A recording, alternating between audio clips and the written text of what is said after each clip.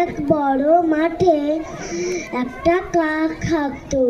সে খাবারের খোঁজে উঠতে লাগলো। সে তার খুব জল তেষ্টা পেল।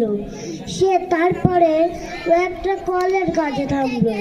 সে জল তেষ্টার ওখানটায় মুখ দিল, কিন্তু জল খেতে পারলো না। সে তারপরে মন খারাপ করে আবার ফিরে উঠতে লাগলো। সে তারপরে তার কলসির দিকে সে নজর পড়লো। সেই কলসির দিকে গেল, দেখলো জল নিচের তলায় আছে। সে জল পান করলো, কিন্তু জল খেতে পারলো না। সে তারপরে আশেপাশে দেখলো গোদাদি নুড়ি পড়ে আছে। সেইগুলো ঘুরে তার জলের ভিতরে ফেলতে লাগলো। তারপরে জল ওপরে উঠতে লাগলো।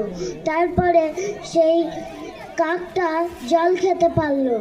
জল খেয়ে সে উড়াল দিয়ে বনের দিকে চলে গেল। নমস্কার।